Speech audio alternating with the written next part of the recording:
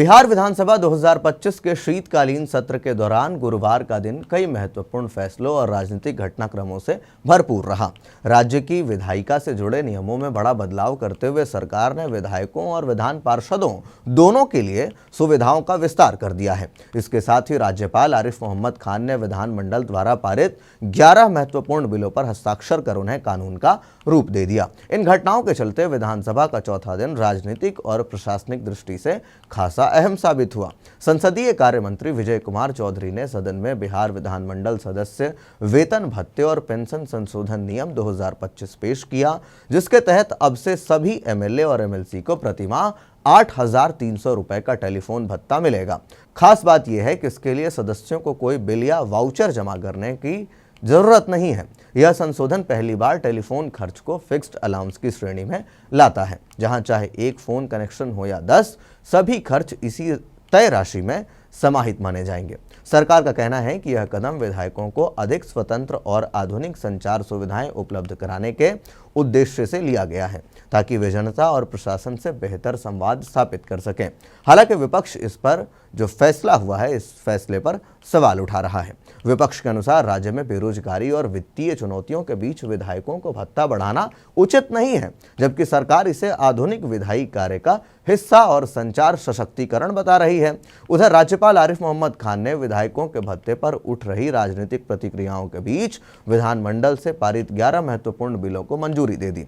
इन बिलों में बड़े वित्तीय और प्रशासनिक सुधार शामिल हैं। इनमें सबसे प्रमुख है बिहार विनियोग संख्या 3 विधेयक 2025, जो राज्य के वित्तीय रोडमैप की दिशा तय करता है। इसके अलावा बिहार जीएसटी संशोधन विधेयक 2025 को भी मंजूरी मिली है, जिसका उद्देश्य व्यापारिक माहौल और कराधान प्रणाली को और सुगम बनाना है। भूमि विनियम और प्रशासनिक ढांचे को मजबूत करने वाले कई संशोधन भी अब कानून बन चुके हैं। इनमें शामिल है बिहार हिंदू धार्मिक न्यास संशोधन विधेयक, बिहार विशेष सर्वेक्षण और निपटान संशोधन विधेयक, बिहार कृषि भूमि गैर कृषि उद्देश्यों के लिए रूपांतरण संशोधन विधेयक, बिहार भूमिगत पाइपलाइन संशोधन विधेयक। इन कानूनों के लागू होने के बाद राज्य में भूमि सर्वेक्षण, गैर कृषि उपयोग के लिए भूमि रूपांतरण और प्रशासनिक व्यवस्थाओं में पारदर्शिता और गति आने की उम्मीद की जा रही है। सरकार का मानना है कि ये संशोधन निवेश से लेकर संसाधन प्रबंधन तक कई क्षेत्रों में सुधार को गति देंगे। गुरुवार को सत्र की शुरुआत सुबह 11 बजे हुई, जिसके तुरंत बाद उपाध्यक्ष पद की चुनाव की औपचारिकता पूरी की गई। जनता दल यूनाइटेड के वरिष्ठ नेता नरेंद्र नारायण यादव दूसरी बार विधानसभा के उपाध्यक्ष निर्विरोध चुने गए। उप मुख्यमंत्री सम्राट चौधरी ने उनके नाम का प्रस्ताव किया, जिसका समर्थन संसदीय कार्य मंत्री विजय कुमार चौधरी ने किया। दिलचस्प बात यह रही कि इस पद के लिए केवल एक ही नामांकन दाखिल हुआ, जिससे यह लगभग तय हो गया था कि यादव का चुना जाना सुनिश्चित है। मुख्यमंत्री नीतीश कुमार भी इस चुनाव के दौरान सदन में मौजूद रहे। शीतकालीन सत्र का यह चौथा दिन इसलिए भी खास रहा क्योंकि एक ओर विधायकों और एमएलसी को अतिरिक्त सुविधा दी गई, जबकि दूसरी ओर राज्यपाल और इतने बड़े पैमाने पर बिलों को स्वीकृति दी गई। इससे सरकार की प्रशासनिक सक्रियता और विधायी कार्यों में तेजी का संदेश जाता है। हालांकि टेलीफोन भत्ता बढ़ने के कदम पर राजनीतिक गर्माहट जारी है। सरकार इसे अपने डिजिटल और संचार उन्नयन मिशन के तहत आवश्यक बता रही है, वही विपक्ष इसे सुविधाओं की राजनीति बता रहा है।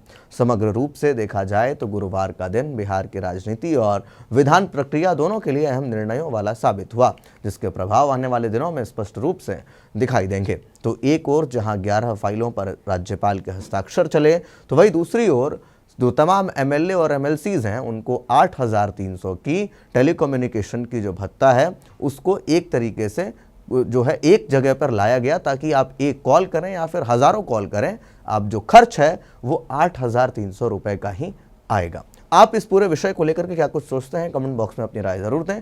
तब तक के लिए दीजिए इजाज़त। धन्यवाद।